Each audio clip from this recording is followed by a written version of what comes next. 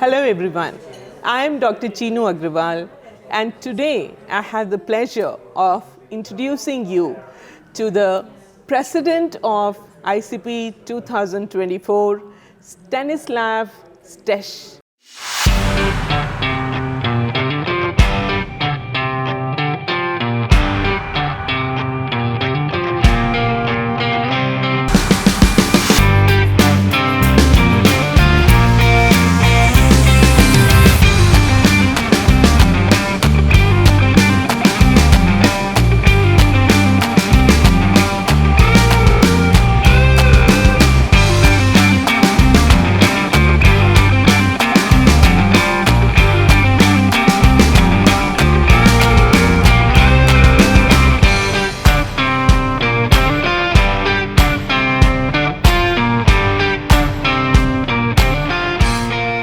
With me, a very renowned educational psychologist who has his main work in school psychology, who has worked with teachers, families, parents to in the way of researching as well as advocating psychology and mental health for school children. Friends, this is also the area that I have been very passionate about, and it has been a great learning experience, all my conversations with him till now. And so I wanted you all also to listen to his wisdom. Welcome to this show. Thank you. Thank you very much. So the first thing I want to ask you is, how important do you think is school psychology? School psychology today is more and more important. You know that is a relatively young discipline, a specialization in psychology. Say in some Western European countries, it started during 50s, 60s of the last century. In our countries, so Central and Eastern European countries, only 25 years ago. But this is, in my opinion, it reflects the necessity to approach and to offer the psychological help, aid and support closer to the students, to families, to teachers. Yeah. Because you know the previous system was the system of specialized institutional psychological counseling and help. So it means in institutions outside schools. So it was like to go to a physician or medical, medical staff. But now when the psychologists are performing their profession inside school, so it means that you are very close to them. Not only there is a quick and flexible support, but even you can see better, you know, what we call etiology. So how they are behaving in their own ecosystem and environment. So this is perhaps to explain why the school psychology is so wide now in some countries. It's linked, of course, to the financial issues, so to budgets, because you know it costs. It costs. Yes. But more and more, even those who were not so open and friendly to finance school psychology 20 or 25 years ago, now they acknowledge, for example, even our Czech government acknowledges that it's absolutely necessary, and we have to find. They ask now, we could have money, but not enough school psychologists. Yeah, it's quite different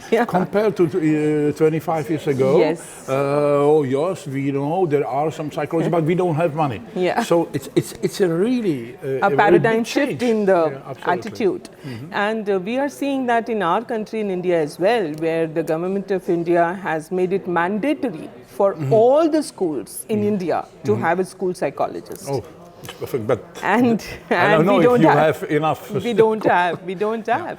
And one of the things is that the schools themselves resisted to this initially when they said that, we have to pay one extra person, and he or she may not be of any use to us. And they used to give them substitute, classes and use them here and there. But post-pandemic, the picture has completely changed. Post-pandemic worked like a magnifying glass. Yes. These problems, the young mental health problems, well-being of pupils and students, these problems existed even before pandemic. But with the pandemic and with the kind of more generalized panic, even between politicians and public opinion. So this panic, and as the reaction, even in the post-COVID period, created a very, very interesting conditions, I think, for us, and to show that there are really problems which are important. It's not only because they are kids only, every child has a problem in their life, it's not so important, so much, but now they are all aware that it represents really a big problem, for the future of the student and for the future of our society, of the new generation.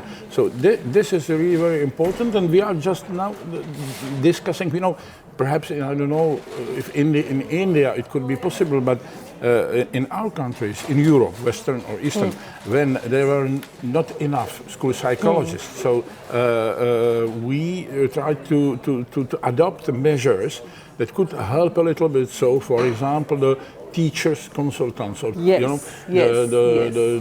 teachers who, for example, studied only 2 or 3 semesters, 1 year and a half, and so to be able to react immediately to the most salient problems of pupils. And then after you have to go ahead and to try and to show that this is the second problem from within the psychological community, to show that it is not a, I would say, second-hand qualification. Correct. So it means they are psychologists, not a very shortened, study program, about 2 or 3 years, because it's only school, it's only kids or students in school, and so it's enough, But to show that to be really effective, you have to study psychology, and then inside, as a specialization,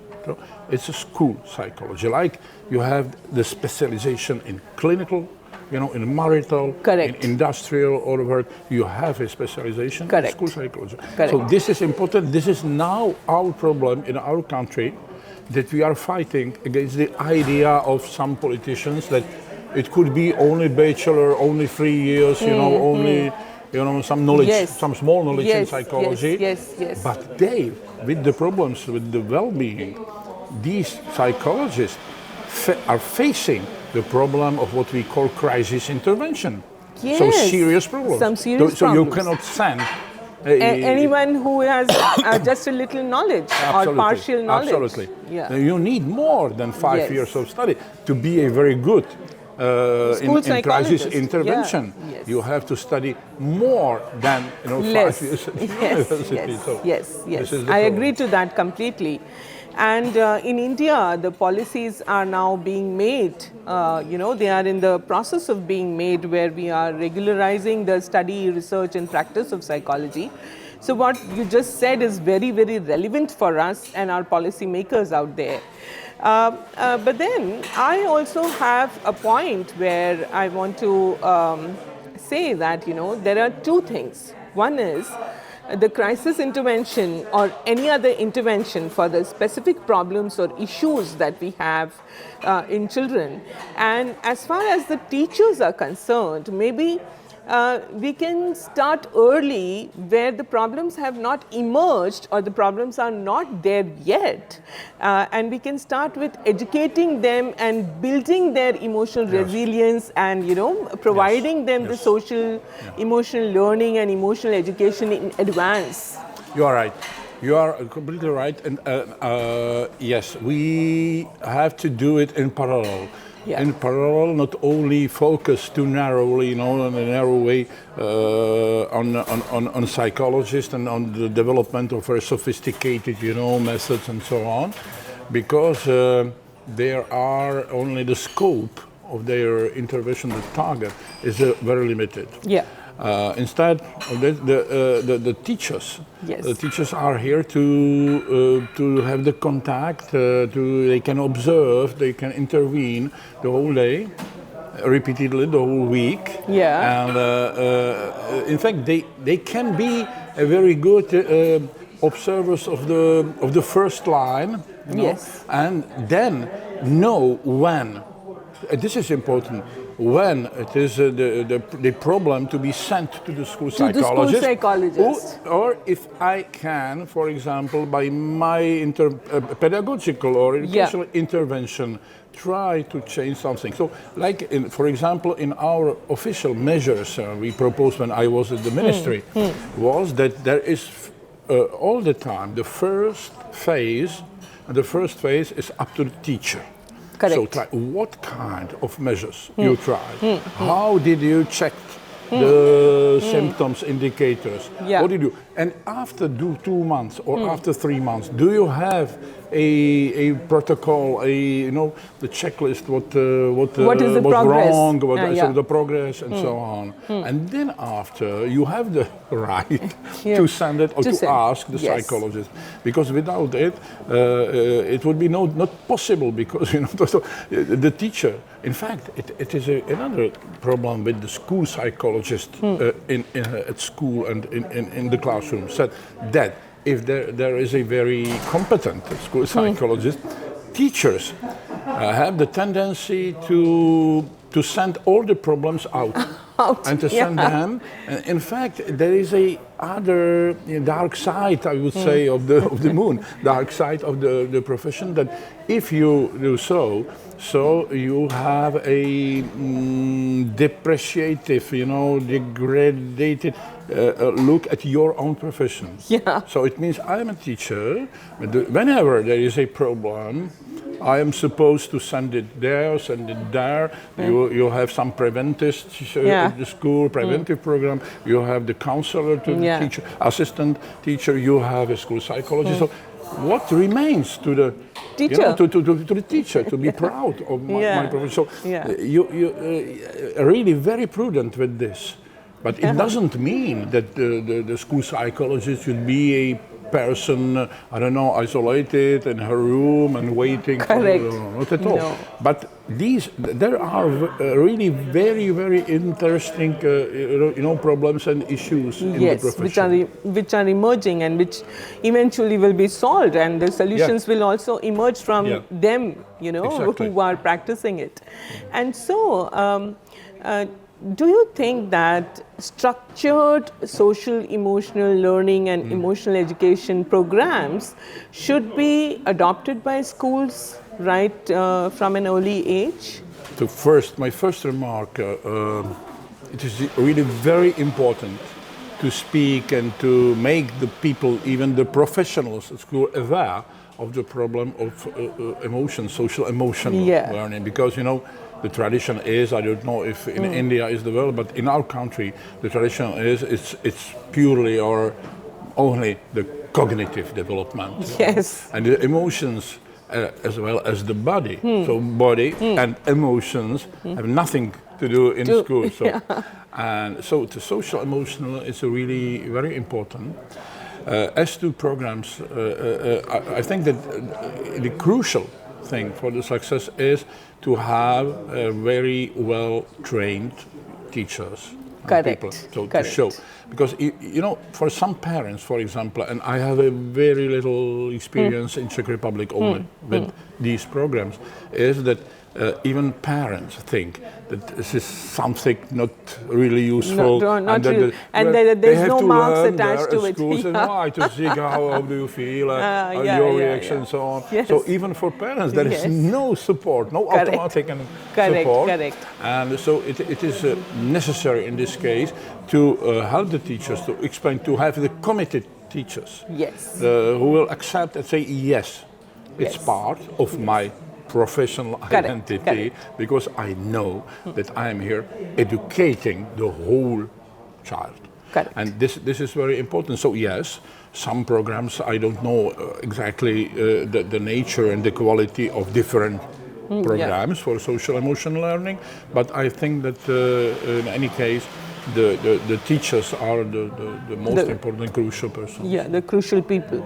One thing that you talked about the parents, I'll come to that a bit later, but the new education policy in India, which came out very recently, is saying that we have to have the 3H approach: the head, the heart, and the hand. Yeah. So where not only the cognitive development, but the affective development and the cognitive development, the skill has to be included in the school curriculum. And you can't just deliver knowledge or information and say that our job is done. So one thing is that it is coming from the government. They are already doing it. They have stated it very clearly in the guidelines. And the second thing is about the teachers. When we, ask them to do so much, I feel that teachers themselves need a lot of support. Before we train them, they need a lot of support for their own self-care, for their own emotional resilience, because they have problems at the school, they have problems at home, and they have their own physical and emotional They have their problems. own families as well. We the tendency to forget that they have families as well. No, you touched a very sensitive point here. That I was part of a research team, and we published 4 years ago a bestseller, I would say, in psychology about the burnout, teachers' burnout. So it was a very large, research through 3 years, or longitudinal 3 years, about teachers, and we are completely aware that of the problem. Just to say, in 2019, the data. 2019, we identified 20% of burnout. 20%. 20%. And now it will be and more. 60% under the threshold of the burnout. Very close to the threshold. So that's 80%. And then if you see, they are overloaded, of course. They need help as well. And now it creates a very complicated situation for school psychologists or for psychologists. Because they are perceived, the common perception is that the psychologist is here to care and to help children. So it is not. Then, on the other side, teachers are very prudent in the contact with psychology. What does it mean? If I ask a psychologist for something, for a help, I am not the good teacher. I have problems. I am not able to manage them. Then after, of course, it is in a secret way, I would say, they try to find the psychologist. That's from our research, psychologists to ask, but not officially, not in the room of the psychologist. Plenty of problems, and it's clear that the teachers need help now, more help and support than before, than 2 decades before, for example, because there are not only the classrooms change because you have what we call heterogeneity. Be it in cultural, religious, or economic, or different socio-economic status, families, and so on. So with this heterogeneity, you have to fight. And second, there is a very strong pressure on excellence, on good results. And so we say, we have the problems, you're social-emotional, you have to conceive the child as a whole, but at the end of the academic year, you have and the results. And 100% results. Exactly. So he's here. And third, there is this unprecedented, in our countries, unprecedented openness of school institutions. Everybody has the right to ask, to see, to visit, and what we call accountability. So tell me why. And how do you teach this chemistry and and why the chemistry this way? Parents can ask, even the public opinion and so can ask. And which is very different from earlier when the teacher was the expert and we used to respect that. And we used to sit in awe of our teacher. Teacher was just like God for us. There was absolute regard for the teacher. And so this creates another pressure on the teacher where the teacher finds herself in the center of all the questions. The school administrator, the parents on the other side and the society and their own family and their own issues on the fourth side. So I think they are in a very vulnerable situation, and if we really want them to be a part of this ecosystem that we want to create for social emotional learning, we have to maybe do some training of the teachers themselves, maybe in mindfulness or maybe in some kind of coping mechanisms. They need to take care of themselves first. Yes, I agree, but the problem for me in our countries is that there is a growing gap between the ideal model and the reality, because in the ideal model it's the tendency, for example, you are described or proposed, but in reality with the teachers leaving, the teachers attrition and leaving the profession, there is a tendency to shorten even the training of teachers in our country, for example, or to give the autonomy to the principals of school to choose, for example, and to give them the qualification, teacher qualification, even after 3 years, or even if they studied other study program, not the educational study program and so on. So there is a tendency, because under the pressure of the lack of qualified teachers, you have this. And on the other side, we know as psychologists, as educational research and so, that it's not good enough that you even over the basic, 5 years study, they should study even in the continuing professional development years. Correct. These things, because in a service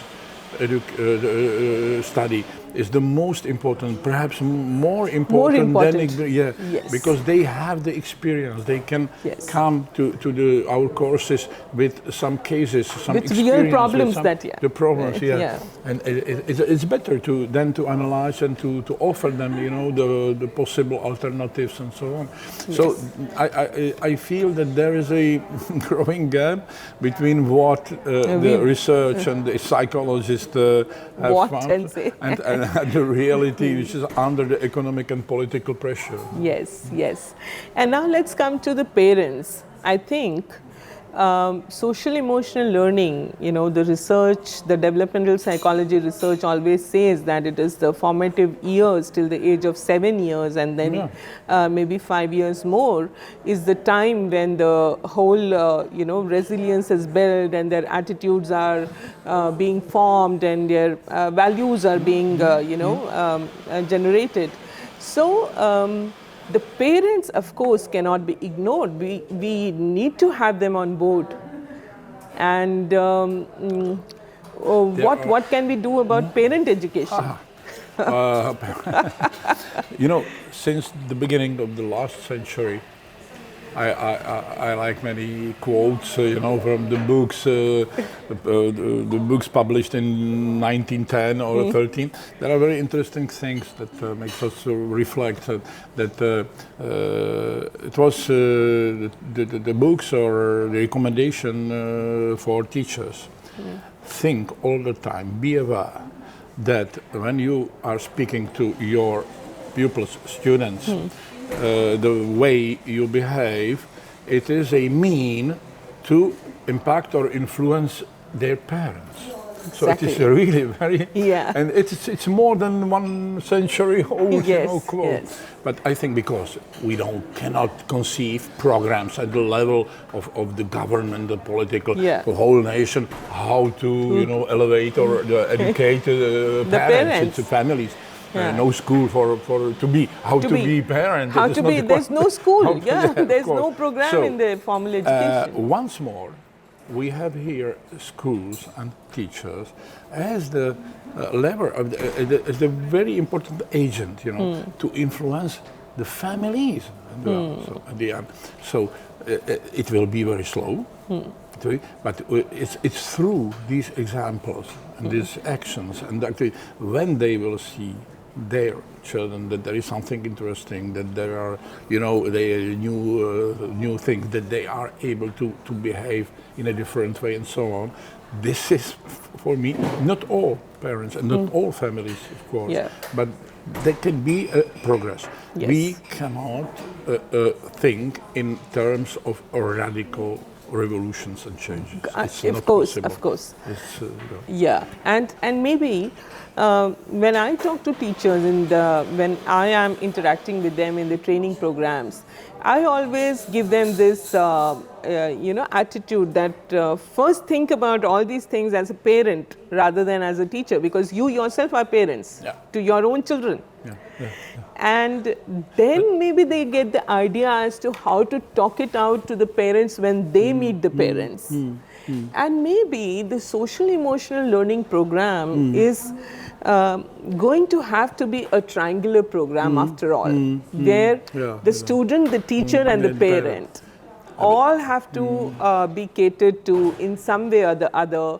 Maybe some self-learning materials for the parents to be given, some, modeling. But it's a very, very hard task. It's a very tough task to be, because it's a kind of laboratory, training, and you cannot imagine that you could have a massive impact, by this way. But because the problem is, for example, to educate teachers or to explain to teachers that there are being parent.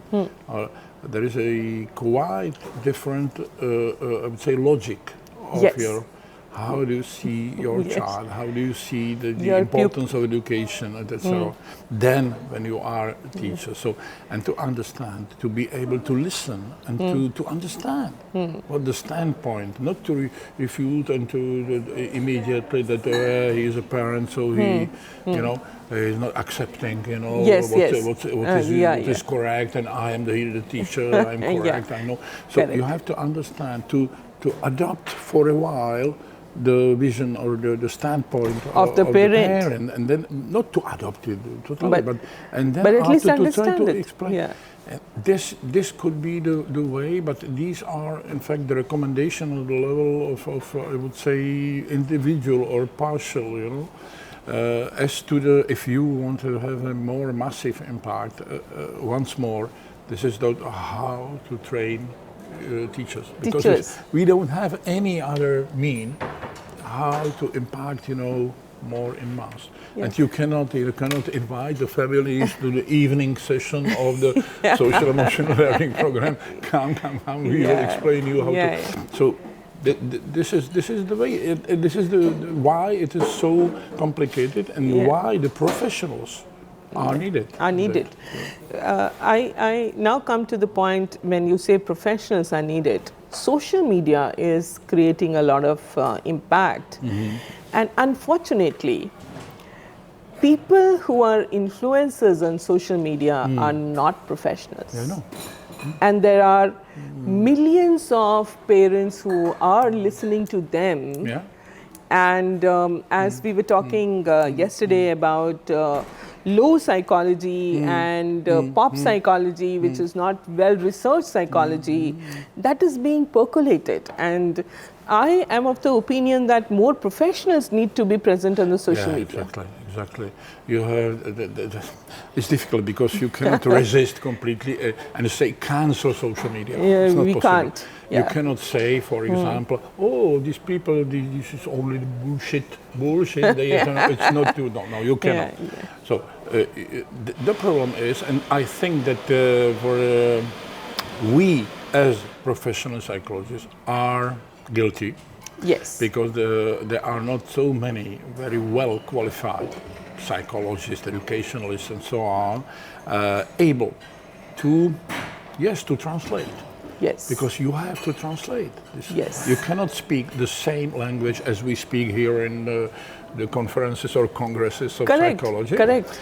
So there are some first examples of this. For example, in France, where I presented 3 years ago about the relationship between researchers, experts, and politicians. So they have instituted a kind of institute, CNESCO, in France, and it is a center where they are gathered the former researchers, all the researchers, and their task is to create messages for social media, for example, but well evidence-based. Yes. And yes. so it's a kind, and what I call it, perhaps it's a new profession. Yes. Perhaps it's a new qualification.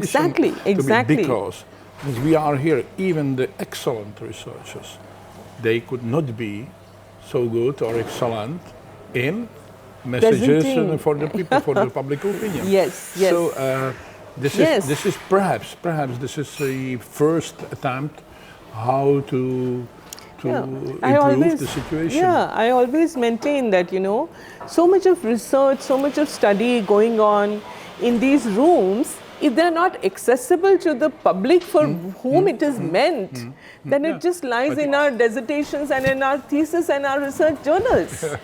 There has to be a bridge. Right. No, you cannot, for example, you cannot publish or on the website and present to the people, because it would lead to this persisting image. Oh yeah, they are speaking a very strange language and very hesitating in alternatives and condition finding. So it means they are in their ivory tower. Correct. And they are not useful for us. For us. This is the problem. Yeah.